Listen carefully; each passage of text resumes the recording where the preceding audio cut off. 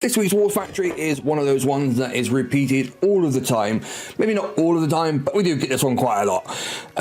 This one, we're going to be taking it down with Grens. We're going to jump straight into it right now. So for the first attack, like I said, we are going to be using Grens. But for this one, first of all, what we're going to do is we're going to get rid of these 4 rocket launchers, and we're going to do that by hacking them. So we're going to drop an arty in the middle of them. Try not to miss the first one. To mark all 4 so that the remote will automatically select them. And then we're going to drop Sparky down here somewhere, plop a smoke on her, and then we're gonna flare up, keep her covered with smoke, and then what I'm gonna do is I'm gonna press the remote button now, and then I'm gonna flare the rocket launcher furthest away. She will then stand in range of all 4 rocket launchers, and we can do some double hacks and stuff in a sec. I'm going to do a single and then maybe a double and then maybe one more on the next hit if we haven't got the GBE for it. So there's one, press the remote, she'll select the next rocket launcher, put some critters down in the smoke with Sparky just to help protect her. Okay, we don't have enough GBE to do any more, which is fine. We can let Sparky drop out there.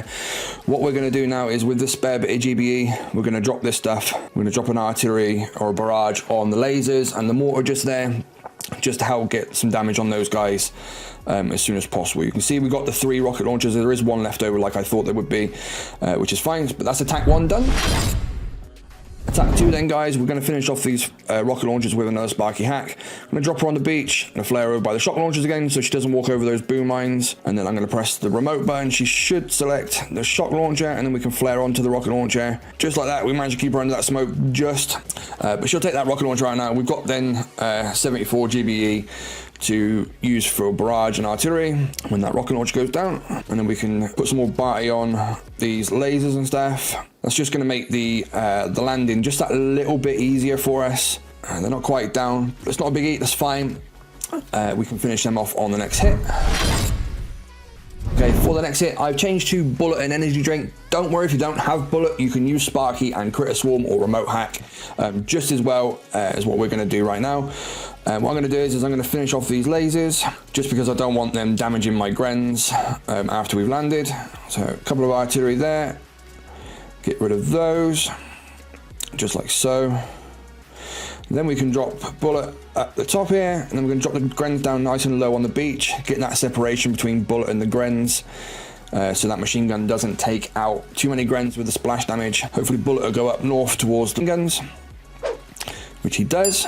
We're going to flare over here to get the Grens back onto the machine guns. Give bullet a drink to get him back out front. Med kit for the Grens. Now what we're going to do is just going to let these guys farm up these machine guns and these shield gens, which will take out the shield. Obviously the Grens are going to take out all of the mines and everything else as well. Whilst they're doing that, we can look to see if we can reduce any more shocks anywhere. I don't think there is, not really.